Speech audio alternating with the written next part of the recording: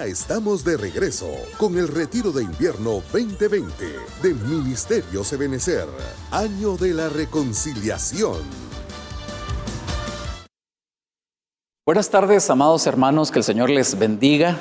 Quiero agradecer una vez más al Señor primeramente, pero también a nuestro amado apóstol Sergio Enríquez por el privilegio que me permite no solamente de exponer la palabra del Señor, sino también poder llegar hasta sus hogares con esta enseñanza.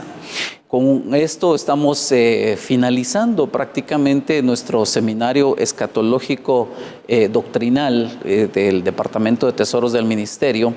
Y bueno, posteriormente a esto tenemos también un espacio para preguntas y respuestas, así que le invitamos también a seguir en comunicación con nosotros. En esta oportunidad me ha correspondido el privilegio de impartir este tema que se llama el colapso económico mundial. Y mire, hermano, realmente creo yo que hay tantas cosas que decir a este respecto. Y bueno, muchas personas hablan de esto, pero no lo hablan necesariamente con una base bíblica o con un conocimiento bíblico, mucho menos diríamos por la unción del Espíritu Santo, sino que de hecho hay personas que hablan porque son doctos en la materia y ellos han estudiado, se han preparado y conocen de esto.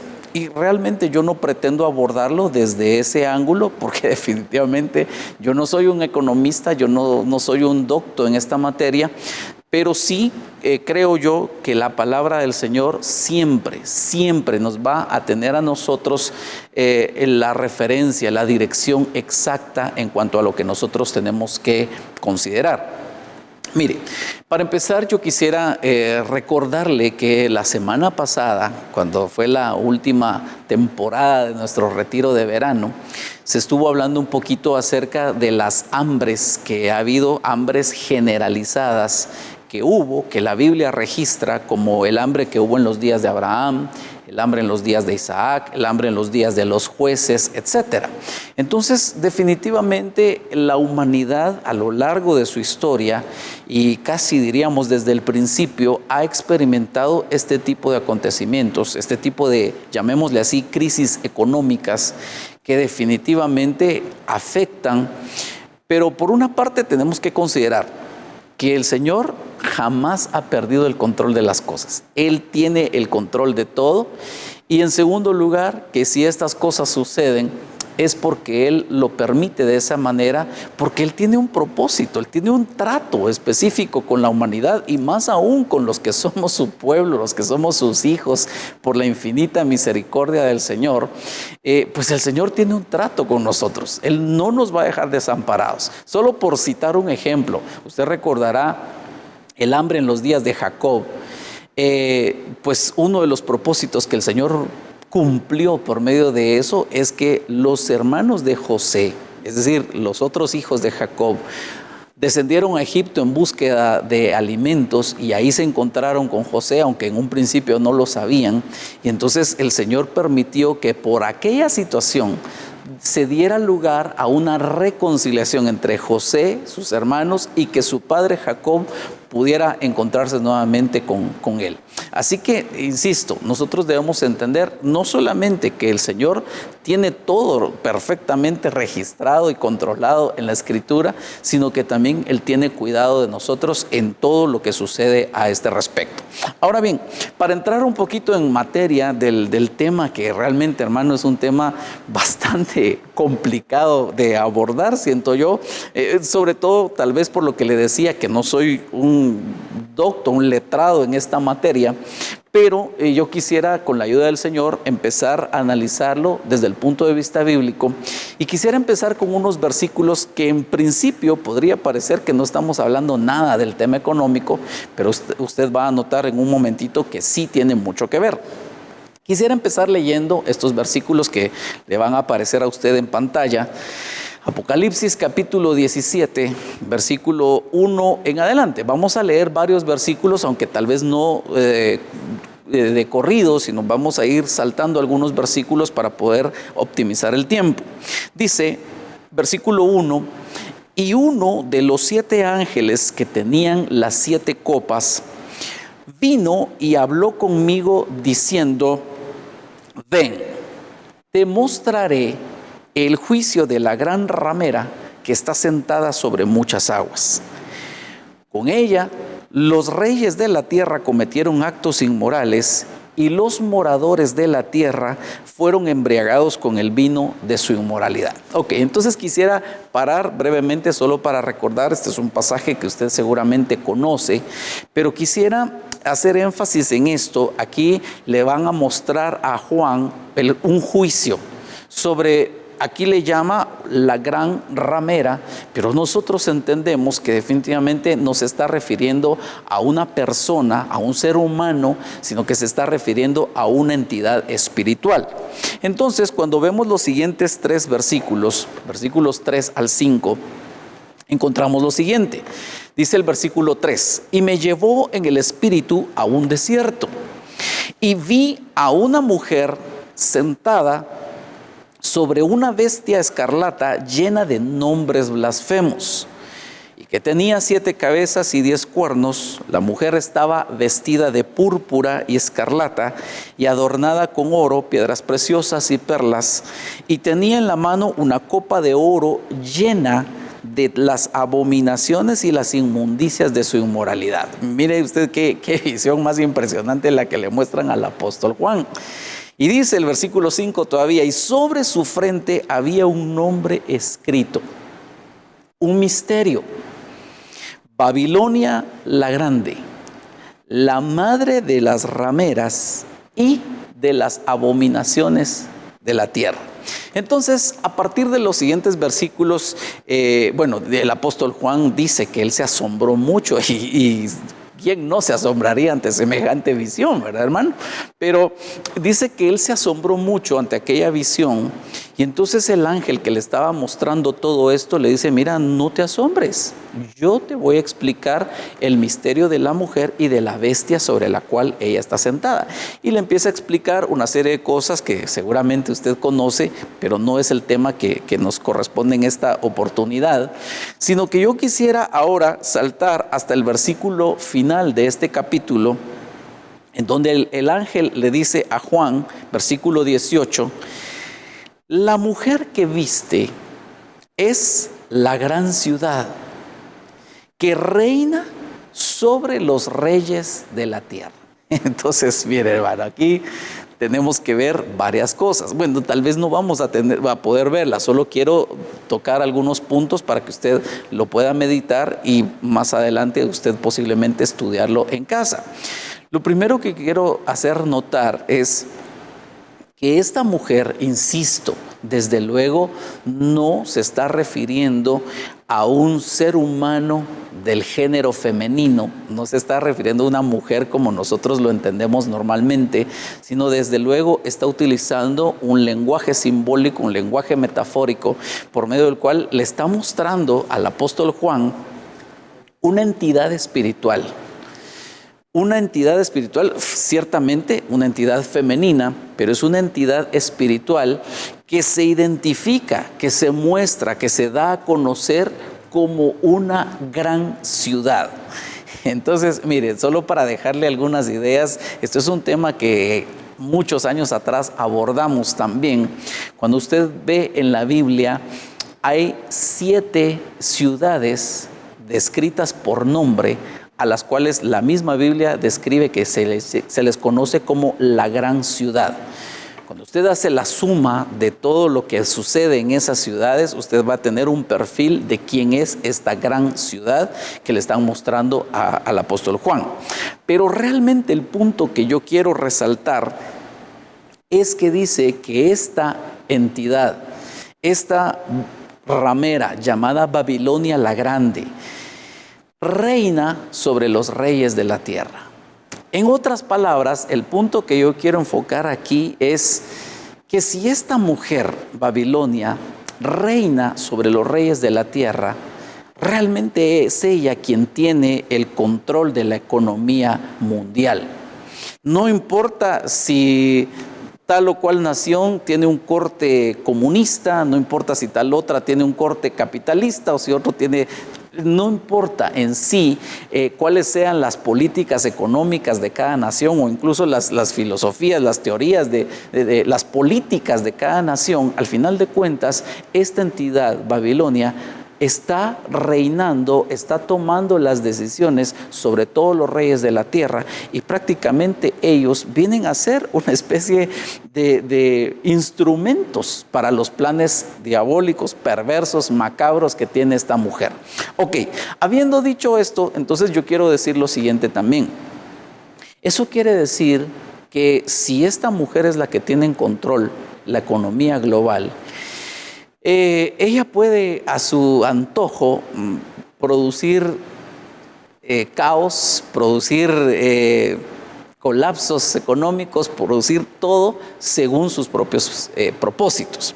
Ahora bien, el verdadero caos económico, el verdadero colapso económico que va a ver la humanidad, es decir, se han visto muchos y se espera que vengan otros, pero el verdadero colapso va a ser cuando esta mujer sea juzgada y venga su destrucción, venga su juicio.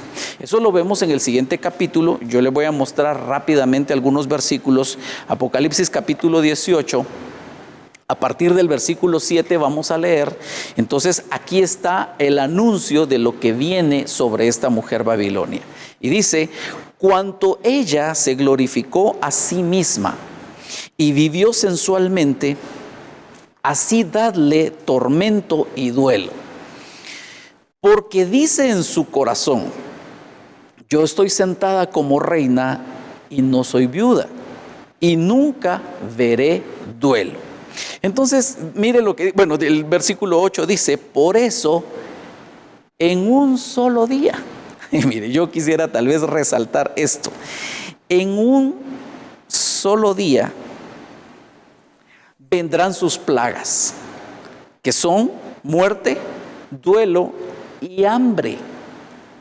Y además será quemada con fuego, porque el Señor Dios que la juzga es poderoso.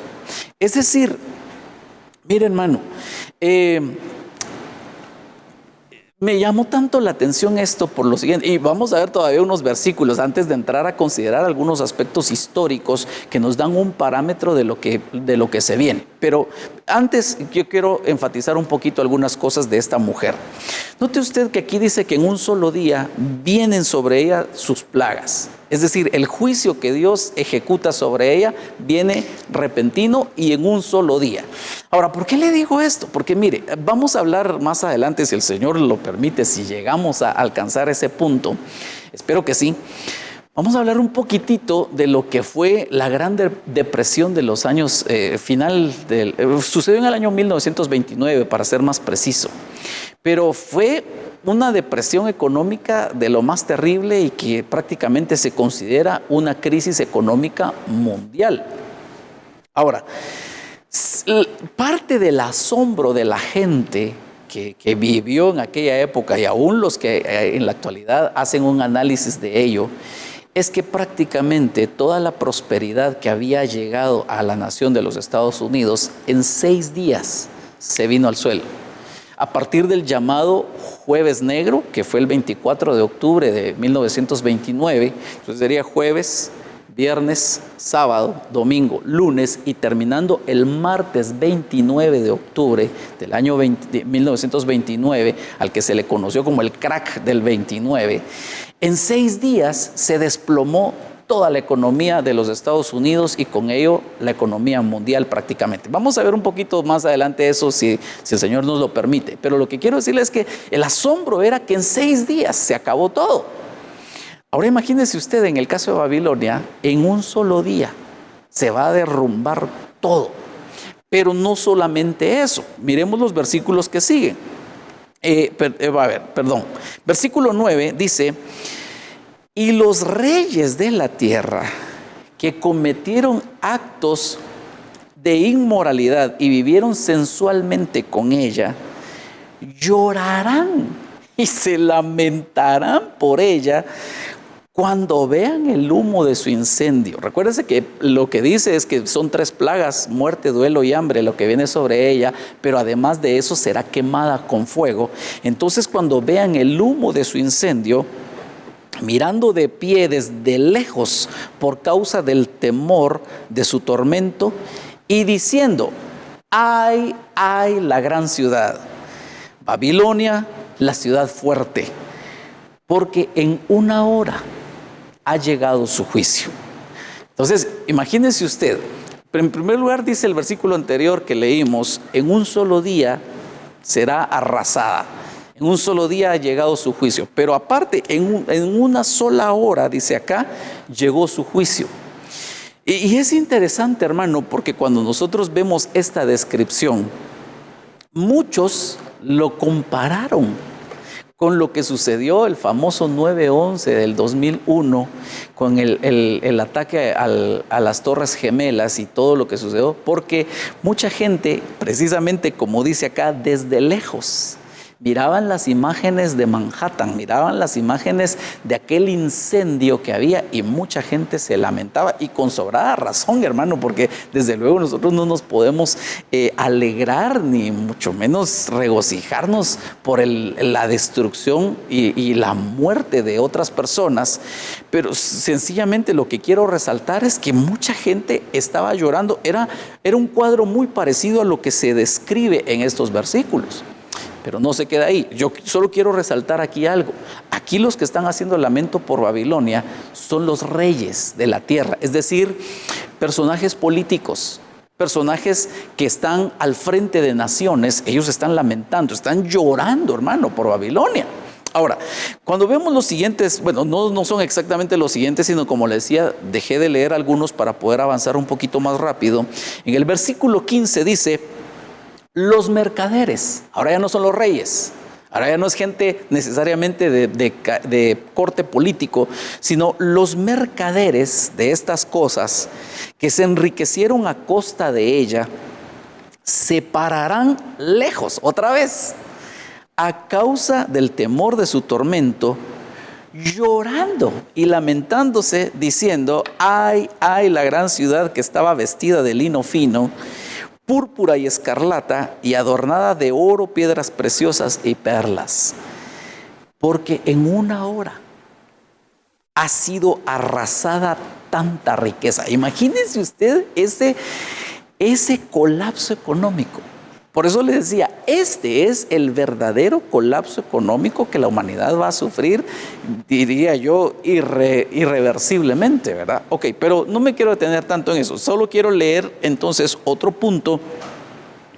El versículo 17, siempre en su parte final, hasta el versículo 19, dice: y todos los capitanes, pasajeros y marineros, y todos los que viven del mar, se pararon a lo lejos, y al ver el humo de su incendio gritaban. Hermanos, imagina usted el impacto, no solo económico, el impacto psicológico que va a causar en esta gente cuando vean esta destrucción. Entonces dice: se pararon a lo lejos, y al ver el humo de su incendio gritaban diciendo: ¿qué ciudad es semejante a la gran ciudad?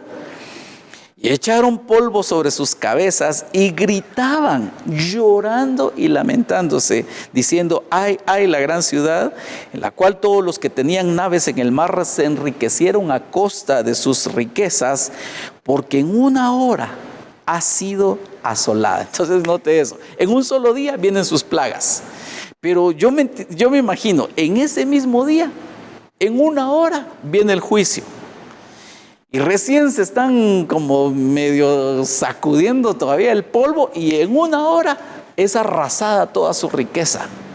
Y la gente llorando, la gente gritando. Yo no sé si usted se logra imaginar esa escena.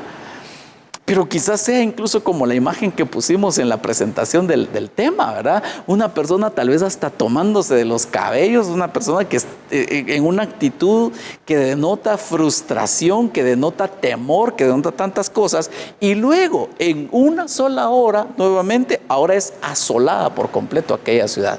Este es verdaderamente el verdadero colapso económico mundial que de alguna forma la humanidad va a tener que enfrentar. Pero eso no es en este tiempo. Excuso decir esto. Eso es importante que lo entendamos, porque de lo contrario alguien podría pensar que estamos hablando de lo que está sucediendo en el tiempo actual, y no, realmente no es eso. Ahora bien, yo quisiera hacer una pausa ahorita en cuanto a los conceptos bíblicos o las referencias bíblicas. Y quisiera entrar, como hacer un paréntesis, porque esto me va a servir para explicar algunas cosas más adelante.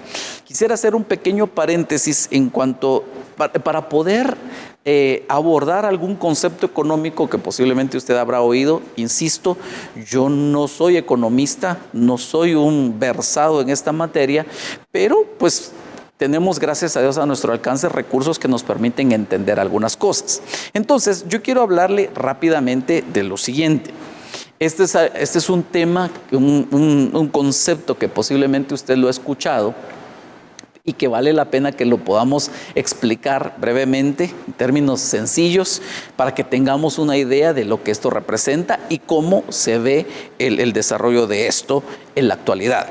Entonces, mire, esta es una pregunta: ¿qué es una burbuja económica? Yo no sé si usted ha oído ese término. Yo sí lo he oído anteriormente y les soy honesto, durante mucho tiempo yo no entendía este concepto. Bueno, tampoco digo que ahora lo entienda a cabalidad, pero por lo menos ya tengo una idea un poquito más clara. Por ejemplo, usted habrá escuchado que hablan de la burbuja económica, la burbuja inmobiliaria, y mencionan una serie de cosas. Ok, entonces miremos rápidamente. Yo le voy a poner acá algunos conceptos que encontré en este sitio. Allí le pongo también la referencia. Economipedia es el nombre del sitio, en donde usted puede encontrar conceptos bastante sencillos para los que no somos versados en la materia y bastante bien explicados para que lo podamos comprender. Entonces voy rápido con esto. Mire lo que dice: burbuja económica es una situación en la que se produce un incremento desmedido y descontrolado del precio de un bien, separándose de su valor razonable. Por ponerle un ejemplo, solo para ilustrar esto, digamos este vaso. Este vaso tiene un valor económico, pero por diferentes razones que vamos a ver brevemente más adelante, el valor real que tiene este vaso empieza a elevarse desmedidamente y descontroladamente por las razones que vamos a ver, y entonces a eso es a lo que se le llama que se empezó a crear una burbuja económica. Entonces mire lo que dice a continuación. Normalmente tiene como principal origen el fenómeno de la especulación. Dicho en pocas palabras, en términos muy sencillos, a como yo logro entender esto, la especulación es cuando alguien compró, ya que pusimos el ejemplo del vaso, lo compró a un precio X, pero obviamente él lo va a vender más caro para obtener una ganancia, obtener una utilidad.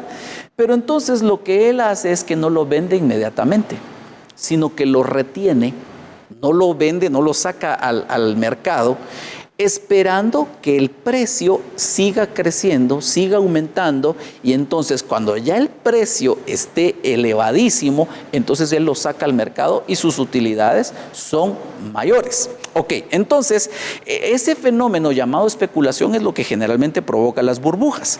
Y entonces dice: pero también puede surgir por el amparo de modas o tendencias en el mercado. Ok, vamos rápido con los conceptos. Mire lo que dice a continuación. Siempre el concepto burbuja económica, y el mismo sitio, pero ampliando un poquito más. Una burbuja económica no suele ocurrir de manera repentina. Normalmente se va generando poco a poco. Primero, el bien o el producto se convierte en un objeto de especulación y experimenta gradualmente una revalorización junto a un aumento de la demanda. Es decir, no solo va creciendo el valor que obtiene en el mercado, sino también más personas quieren adquirir este producto. Entonces dice: Después de la especulación, después de que retuvieron el producto para inflar el precio, los especuladores van dando salida a sus inversiones, lo que suele provocar una cadena de caída de precios de manera rápida, de tal manera que la burbuja acaba explotando y se produce un crack en el mercado, es decir, un colapso, una fractura de la comercialización de aquel producto. Repito, tal vez no me voy a detener tanto acá porque solo quiero ilustrar algunas cosas para verlo más adelante cómo ha funcionado esto. Entonces mire lo siguiente, siempre yo voy rápido porque no quiero detenerme tanto en esto. Análisis de las burbujas económicas, el mismo sitio donde usted puede encontrar la información. Mire esto. La mayoría de las crisis, por eso es que quise explicar primero este concepto. La mayoría de las crisis han tenido como detonador una burbuja económica y como consecuencia una recesión económica, es decir, un retroceso en la economía. Pero mire, aquí hay algo bien importante que tenemos que resaltar, porque hemos visto noticias y hemos aprendido un poquito acerca de esto en casos focalizados en diferentes países. Pero una de las cosas que dice en este sitio, la gente que estudia esto, dicen, pero como ahora se habla de una economía global, como ahora se habla de un mercado global, pues también las burbujas tienden a ser globales y por consiguiente las crisis y los colapsos tienden a ser globales también. Ok, pero entonces sigamos viendo. Mire esto. Las burbujas, oiga esto por favor. Las burbujas económicas también tienen como origen una razón psicológica, siendo impulsadas por la euforia y la ambición de quienes la viven. Entonces, mire, ¿por qué le hago énfasis en esto? Porque, hermano, aquí ya entra en juego no solamente cuestiones de mercado, sino que parte de la estrategia para sobrevalorar un producto, para crear una crisis, para crear qué sé yo cuántas cosas, es el aspecto psicológico. Incluso hay puntos que yo no puse acá que realmente no tendría ni siquiera el tiempo para explicarlos tampoco. El punto es que el factor psicológico muchas veces provocan como cierto pánico, provocan como cierta idea y la gente casi frenética va en pos de aquello sin importar lo que le cueste. Solo por poner un ejemplo de una burbuja económica, de un bien que iba en incremento. Tal vez usted oyó una noticia de hace muchos años de un hombre que vendió uno de sus riñones para poder adquirir un dispositivo electrónico. No voy a decir nombres ni marcas porque no quiero parecer que estoy hablando en contra ni a favor de algo en particular. Pero es decir, el aspecto psicológico es un aspecto importantísimo que influye, que genera burbujas económicas, y lo que estamos tratando de explicar acá es que entonces una burbuja lo que luego va a generar también es una crisis económica y una recesión a la postre. Entonces, mire qué importante que nosotros analicemos todo esto, no como una teoría económica, sino sencillamente para que podamos entender lo que está sucediendo alrededor de nosotros en muchos aspectos. Ok, entonces miremos la última parte de estos conceptos. Dice, en las burbujas económicas, se supone que el valor de un bien va a continuar creciendo sin cesar. Pero llega un momento en el que dicho valor no puede ser justificado de manera razonable, por lo que debe ser ajustado a su valor verdadero, y esto es lo que provoca la caída. Es decir, volvamos al ejemplo del vaso. Este vaso tiene un valor, como quien dice, razonable, justificable. El costo de producción, el costo de la comercialización, qué sé yo cuántas cosas más. Entonces tiene un costo que es razonable, pero debido a una moda o debido a una especulación, todo mundo quería adquirirlo, fue subiendo el precio hasta llegar a tener un valor exagerado. Pero cuando ese valor exagerado ya no es razonable, ya no es justificable, entonces tiene que ser ajustado nuevamente a su realidad. Y es ahí donde viene la caída del precio y con ello revienta la burbuja y es un desastre.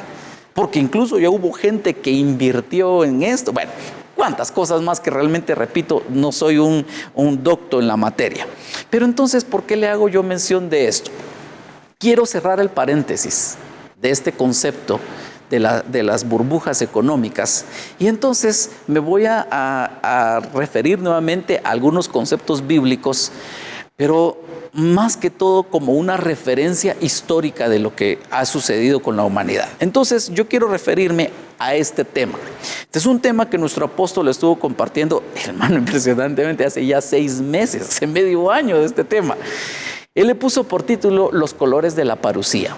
Déjeme explicarle a grandes rasgos. Usted puede ver una imagen ilustrativa de los 4 jinetes, 4 caballos de diferentes colores que se describen en Apocalipsis capítulo 6, cuando el Cordero empieza a abrir los sellos. Ok, ¿a qué se refiere este tema de los colores de la parucía? Se lo resumo así muy brevemente para poder avanzar.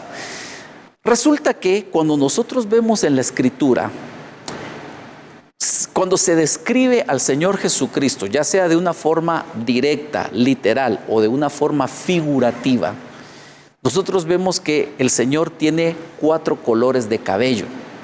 Cabello blanco, como se describe en Apocalipsis, cabello negro y cabello rubio o amarillo, como se describe en Cantar de los Cantares, y un cabello rojo, que se menciona en el primer libro de Samuel. Pero, por su parte, el anticristo usa estos instrumentos, estos 4 caballos con los mismos colores, porque recuérdese usted que el anticristo lo que intenta es imitar, emular lo que el Señor Jesucristo hace, porque Él se va a presentar como si Él fuera el Mesías. Ok, entonces, lo que quiero resaltar básicamente es lo siguiente. En ese tema yo le pongo aquí incluso la referencia no solo el título del tema, sino la fecha en la cual el apóstol estuvo enseñando acerca de esto. Él nos presentaba este esquema. Y yo quiero resaltar básicamente este esquema en el sentido que él, lo que nos decía, así en resumen, es que a partir de la Reforma, en el año 1517, fue cuando se empezaron a manifestar los colores de la parucía, los colores del cabello del Señor Jesucristo. Tendríamos que explicar, o mejor dicho, le recomiendo escuchar el tema para poder entender lo que estamos hablando. Pero lo que yo quiero resaltar es que en este esquema, nuestro apóstol hacía un énfasis específico en esto. Mire, los años 1900. Ahora, ¿por qué le hago yo referencia a esto y qué relación tiene con Babilonia, con las burbujas económicas y todo? Ahorita vamos a eso rápidamente. Entonces, mire, a partir de los años 1900, a partir del siglo XX, empezaron a suceder una serie de acontecimientos que fueron encauzando todo para establecer una economía mundial, una economía global, y que al final de cuentas empezó un ciclo de colapsos económicos, colapsos financieros y una serie de devastaciones económicas que al final de cuentas, hermano, han hundido en la ruina y en la miseria a mucha gente, porque al final, detrás de todo esto está Babilonia. Ok, pero entonces avancemos y déjeme mostrarle rápidamente algunos ejemplos de las cosas a las que me refiero. Acontecimientos del siglo XX. Empecemos por esto. 1906, el gran terremoto e incendio de San Francisco fueron considerados la catástrofe más grande en la historia de los Estados Unidos. Sucedió este terremoto, un sismo de 7.9 grados, que sacudió no solo la ciudad de San Francisco, sino que incluso dice que a lo largo de toda la falla de San Andrés se sintió prácticamente de norte a sur en la costa oeste, y a lo ancho incluso llegó a sentirse hasta el estado de Nevada, que es el estado vecino de California. Ok, ¿qué sucedió? Aquello produjo una devastación tan tremenda que causó un impacto severo en la economía de los Estados Unidos. Entonces, mire, está en los albores del siglo XX, en los albores de los años 1900. Luego dice, mire este otro acontecimiento. Todo esto, lamento no poder ponerle en detalle la bibliografía de cada uno de estos eventos, pero usted lo puede encontrar fácilmente en internet. Y dice, 1907. Ante aquella situación económica, ante aquel colapso económico que provocó el terremoto y el incendio de San Francisco, en medio del pánico que puso al borde del colapso al sistema financiero de los Estados Unidos, aparece un personaje que se llamaba John Pierpont Morgan, fundador de un banco y una institución financiera que seguramente usted ha escuchado en las noticias, que se llama JP Morgan. Y él se reúne con los principales financieros de Nueva York, es decir, la gente que manejaba la plata. Y dice, para diseñar un sistema bancario central. Es decir, hermano, a río revuelto, ganancia de pescadores, ¿verdad? Este hombre, aprovechándose del pánico y que el sistema económico estaba al borde del colapso, el sistema económico de los Estados Unidos estaba al borde del colapso, entonces este hombre dice, la solución es que creemos, un banco central. Y entonces ahí pone él en escena esta propuesta y luego mire lo que sigue. 1913, el presidente Woodrow Wilson, que tenía una colusión con los banqueros que financiaron su campaña electoral, promulga la ley del sistema de la Reserva Federal. Ok, déjeme explicarle así a grandes rasgos, hermanos. Dios mío, el tiempo se me está agotando, pero déjeme ir un poco rápido. Resulta que el sistema de Reserva Federal, que es el nombre oficial, cuando usted investiga lo presentan como el Banco Central de los Estados Unidos.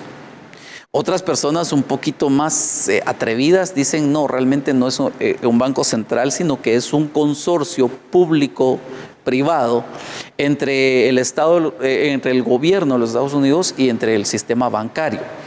Pero realmente cuando usted lo ve, los dueños de esta Reserva Federal son las familias más acaudaladas de todo el mundo.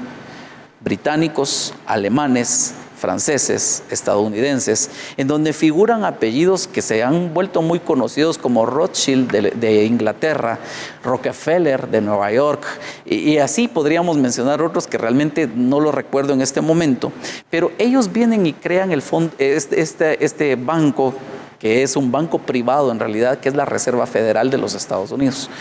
Y entonces ellos son los que tienen, por medio de esta ley promulgada por Woodrow Wilson, que como quien dice, ellos financiaron su campaña electoral, entonces ahora se cobran el favor. ¿De qué manera? Entonces viene él y crea este sistema de la Reserva Federal, por medio del cual ellos son los únicos autorizados para emitir el dinero, el papel moneda de los Estados Unidos. Pero no es tan sencillo como decir, bueno, ellos tienen la responsabilidad de imprimir o producir el efectivo, el circulante, sino que ellos lo que hacen es que le dan el dinero a crédito al gobierno de los Estados Unidos con intereses. Entonces, no solamente producen el dinero, sino que ellos obtienen una ganancia de todo esto. Y con ello empiezan a gobernar el mundo de la siguiente manera. Mire lo que sigue a continuación. Después de que se reforma la Reserva Federal en 1914, inicia la Primera Guerra Mundial. Ay, Dios mío, el tiempo ya no me alcanza para explicar muchas cosas, pero voy a tratar de ir más rápido. Entonces dice, Alemania, 1915, Alemania hunde el buque RMS Lusitania, donde mueren 128 estadounidenses, y esto provoca que en 1917 el mismo presidente Wilson ahora le pide al Congreso la autorización para que Estados Unidos intervenga en la guerra mundial. Estados Unidos interviene, sucede todas las cosas que usted sabe, 4 imperios desaparecen en esa guerra mundial, y en 1918 el presidente Wilson pronuncia ante el Congreso la lista de 14 puntos de Wilson, así se le llama, para obtener la paz, entre los que destaca la creación de una Liga de Naciones. Finalmente, 1919, el Tratado de Versalles crea la Sociedad de las Naciones, que es la base, el antecedente para la Organización de Naciones Unidas, y el presidente Wilson recibe el Premio Nobel de la Paz. Ok, pero mire, hermano, ¿a qué quiero llegar yo con todo esto? Terminada la guerra, se crea la Sociedad de las Naciones. Wilson recibe su Premio Nobel de la Paz y entonces viene lo que se conoció en los Estados Unidos como los felices años 20. Porque entonces esto provocó una prosperidad económica para los Estados Unidos, pero note esto, mire lo que dice el concepto. Yo le pongo aquí la referencia. Los felices años 20, esta es la referencia que nos da Wikipedia, dice lo siguiente: la denominación felices años 20, dorados 20 o años locos, y ahí aparece la palabra, las palabras en inglés como lo conocían, corresponde al periodo de prosperidad económica que tuvo Estados Unidos desde 1922 hasta 1929 como parte del periodo expansivo de un ciclo económico. Esta prosperidad, oiga esto por favor, benefició a toda la sociedad e hizo que la economía siguiera creciendo a un ritmo que no se había registrado antes, generando una burbuja especulativa. Aquí es donde yo quiero relacionarle todo esto. ¿Por qué razón? Porque lo que nosotros hemos entendido, hermano, es, vuelvo a la carga con lo de los 4 sellos, los 4 jinetes del Apocalipsis. Con eso se aperturó hace 100 años aproximadamente. Y ahí se empezó a gestar la creación de una entidad que controlara la economía mundial. Se empezó a gestar una liga de naciones y esto trajo una prosperidad económica, pero a su vez una burbuja económica, una burbuja especulativa que habría de traer el primer colapso mundial. Ok, sigamos porque el tiempo se me está terminando. Dice, pero esta prosperidad duraría un corto periodo que finalizaría el 24 de octubre de 1929, conocido como el Jueves Negro, y con la llegada del crack del 29, que culminaría finalmente con el advenimiento de la Gran Depresión por causa de esto. Entonces, mire, ya no tengo tiempo para explicar muchas cosas, voy a tratar de ir compresionando, porque entonces aquí vemos en escena justamente lo que le mencionaba.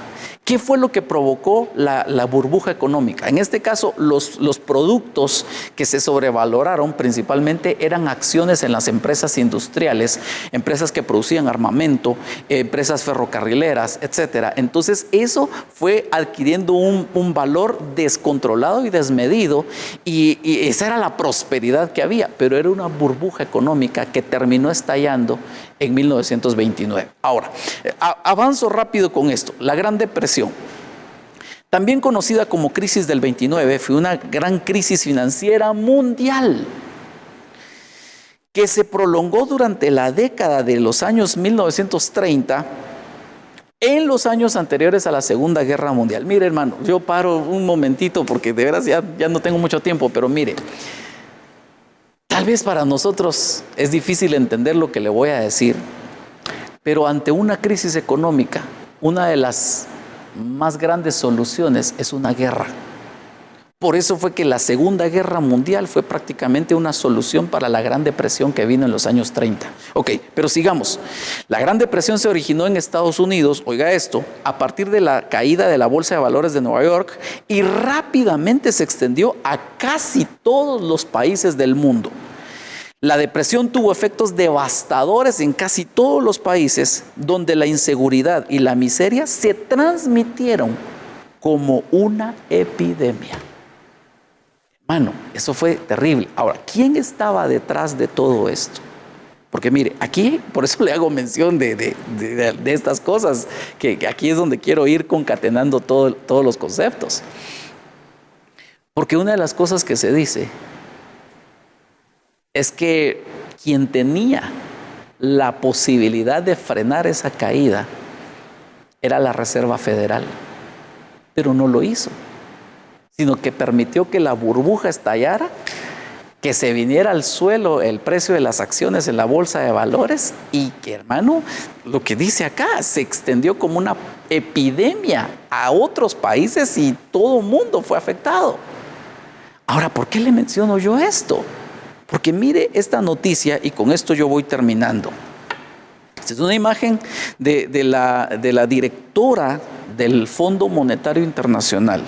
Y dice, el Fondo Monetario Internacional, por sus siglas FMI, alerta de que la economía sufrirá este año la mayor recesión desde la Gran Depresión de 1929. Entonces mire lo que dice la noticia rápidamente porque el tiempo se me agotó.